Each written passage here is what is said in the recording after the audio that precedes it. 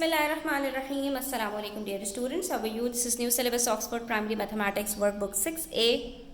Chapter number 2 हमारे पास angles and geometric figures है, उसका आज वर्कशीट 1B का क्वेश्चन 8 हम सॉल्व करेंगे। तो वीडियो एंड तक ज़रूर देखिएगा, बड़ा ही सिंपल और मज़े का क्वेश्चन है। अच्छी लगे तो वीडियो एंड तक आपको प्लीज़ वीडियो लाइक कीजिएगा, शेयर कीजिएगा और चैनल सब्सक्राइब नहीं किया है तो प्लीज़ सब्सक्राइब कर लीजिए। यहाँ पर आपसे कह रहे हैं बच्चों, the figure is made up of 3 angles. आप देख सकते हैं कि बच्चों यहाँ पर 3 ट्राइंगल्स हैं हमारे पास इस पूरी फिगर के अंदर, 1, 2 और 3। ये 3 ट्राइंगल्स हैं हमारे पास।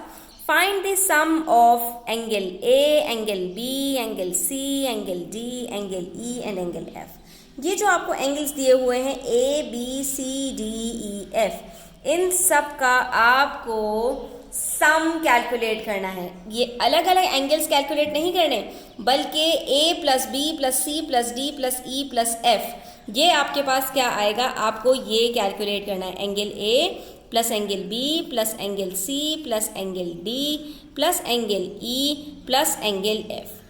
तो ये सिंपल क्वेश्चन है बच्चों, सिर्फ एक एंगल आपको दिया है और बाकी सारे एंगल्स जो इन्होंने आपसे पूछे हैं उसका सम पूछा है।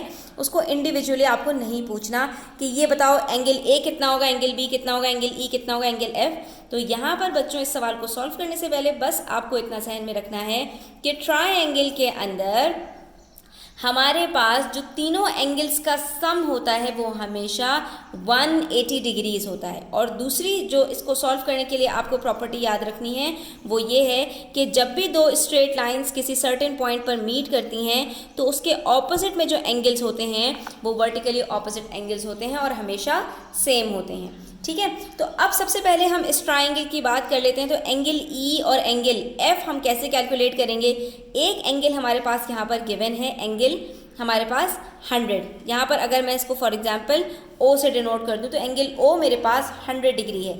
तो बाकी ई और एफ बच्चों कितना होगा, इन दोनों का सम यकीनी बात है 180 माइनस 100 80 डिग्रीज होगा। यानी इन दोनों को मिलाकर हमारे पास जो आंसर आएगा वो 80 डिग्रीज होगा। इसका मतलब मैं कह सकती हूँ एंगल ई और एंगल एफ मेरे पास कितने हैं बच्चों, 80 डिग्रीज हैं दोनों मिलाकर। इसी तरह से अगर मैं बात करूं, ये हमारे पास यहाँ पर क्रॉस में आ रही है तो इसके वर्टिकली ऑपोजिट यहाँ पर जो मेरे पास एंगल है वो भी 100 होगा। ठीक है, उसके बाद इसी तरह से इस ट्राइंगल की अगर मैं बात करूं, एक एंगल 100 है तो बाकी दोनों का सम कितना होगा, वो भी 80 डिग्रीज होगा। ठीक है, तो मैं ये कह सकती हूँ एंगल सी और डी का सम भी मेरे पास 80 डिग्रीज होगा, क्योंकि ये भी एक ट्राइंगल है जिसमें एक एंगल गिवन है तो बाकी दोनों का सम मेरे पास 180 माइनस 100 होगा। और अगर इस ट्राइंगल की बात करें जो एंगल ए बी और ओ से मिलके बन रहा है बच्चों, तो अगर आप गौर से देखो ये जो मेरे पास है इसका भी तो मेरे पास जो मिडिल वाला एंगल है वो 100 है, तो बाकी इन दोनों का सम क्या होगा, इन दोनों का सम भी वेरी गुड 80 डिग्रीज ही होगा। इसका मतलब है हमारे पास इंडिविजुअल एंगल्स तो नहीं आ पाए, लेकिन 2, 2 और 2 का सम हमारे पास आ गया। तो नेक्स्ट स्टेप में हमने सिंपली क्या करना होगा, हमने सिंपली ये करना होगा कि इन तीनों को हम ऐड कर देंगे। तो 8 3 are 24 हमारे पास आंसर आ जाएगा 240 डिग्रीज। ठीक है, यानी हमारे पास angle A plus angle B plus angle C plus angle D plus angle E और एंगल एफ, ये सब मिलकर हमारे पास 240 डिग्रीज के बराबर होगा। ठीक है, तो बच्चों ये बड़ा ही मज़े का क्वेश्चन था, बड़ा ही सिंपल क्वेश्चन था। सिर्फ आपसे वो यहाँ पर 2 प्रॉपर्टीज़ चेक कर रहे थे कि आपको वो आती हैं या नहीं। आई होप कि आपको क्लियर हो गया होगा। स्टिल कोई क्वेश्चंस हो, क्वेरीज हो, कमेंट सेक्शन में आप पूछ सकते हैं। Thanks for watching the video till the end. Take care, अल्लाह हाफिज़।